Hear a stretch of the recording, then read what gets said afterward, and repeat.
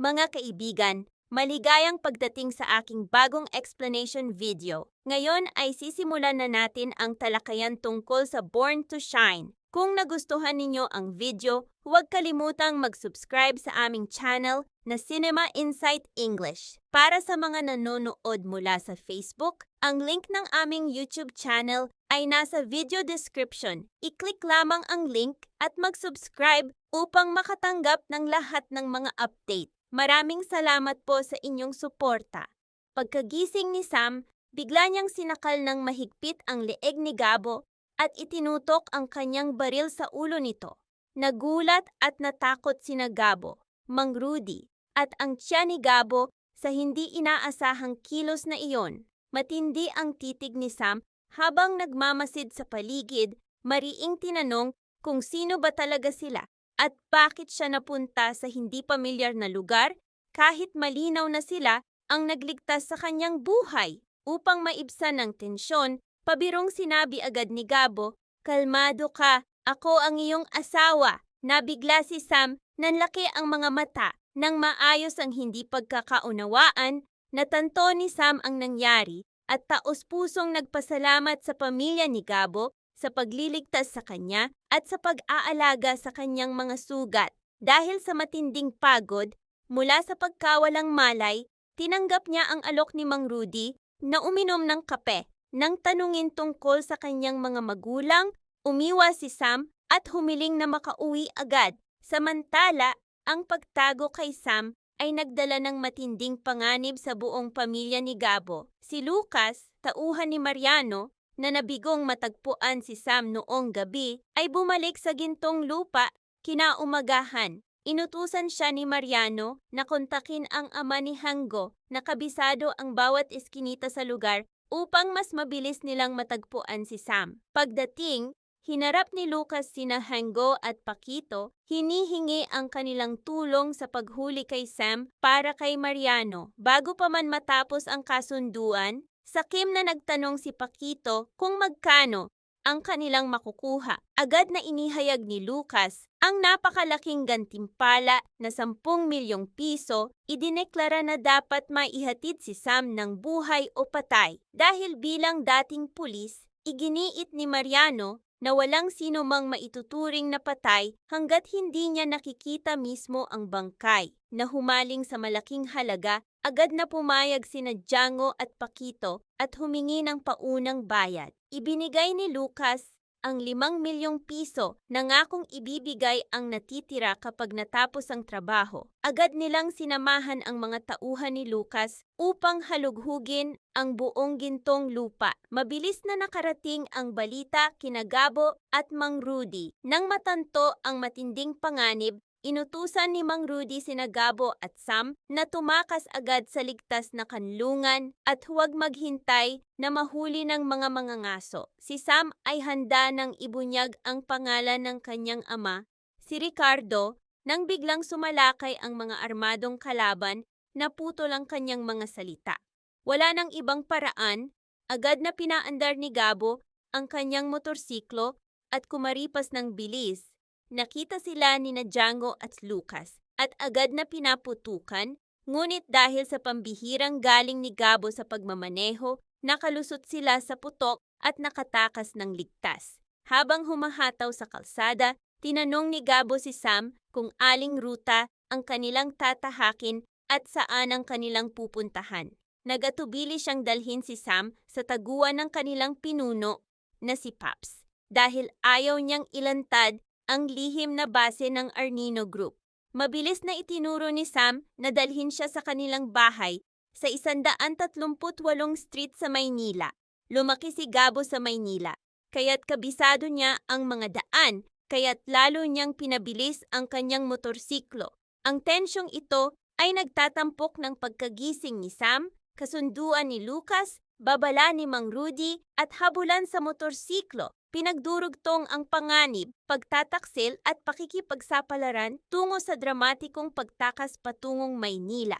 Pagdating ni Sam at Gabo sa marangyang palasyo ni Ricardo, hinarang sila ng mga mabibigat na armadong gwardya. Ngunit sa isang utos ni Sam, agad na ibinaba ng mga gwardya ang kanilang armas. Nang tangkaing ikulong si Gabo, mariing ipinagbawal ni Sam, idineklara na ang binatang ito ang nagligtas sa kanya sa lahat ng panganib. Pagkatapos ay pumasok siya sa bahay kasama si Gabo. Nang marinig ang balita, bumaba mula sa itaas sina Ricardo, ang ina ni Sam na si Isabel at ang kanyang mga kapatid. Nang makita si Sam na kasama ang isang gusgusen, mahaba ang buhok na estranghero na tila hindi nakabisita sa barbero ng maraming taon, lubos na nabigla si Ricardo. Tinanong ni Gabo si Sam kung sila ba ang kanyang mga magulang at agad na kinumpirma ni Sam, ipinakilala si Gabo kina Ricardo at Isabel dahil minsang ipinahayag ni Gabo na siya ang kanyang asawa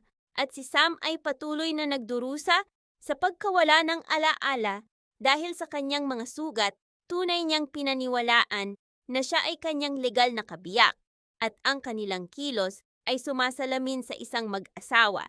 Naguluhan si Ricardo at agad na tinanong si Sam, sino ang binatang ito? Bakit mo siya dinala rito? At saan ka nagpunta sa lahat ng panahong hinanap ka namin? Mabilis na sumagot si Sam, Ama, ito ang aking bagong asawa. Siya ang nagligtas sa akin mula sa kamatayan at matinding panganib. Nabigla si Ricardo at mariing sinabi, Pag-isipan mong mabuti ang iyong sinasabi. Sigurado ka bang siya ang iyong asawa at tunay kayong kasal? O baka nalilito ka lamang dahil sa pagkawala ng iyong alaala? Ngunit matatag na tugon ni Sam, Hindi, Ama. Walang hanggan ang utang na loob ko sa lalaking ito. Dahil sa kanya, nahuli ko ang mga kilalang kriminal na sina Victor Safra at Mr. Chan. Itinaas ni Ricardo ang kanyang daliri at nagbabala. Sam, bago mo gawing asawa ang lalaking ito, dapat mong pag-isipan ng malalim. Ngunit sa kanyang malabong alaala, kumbinsido si Sam na siya'y kasal na.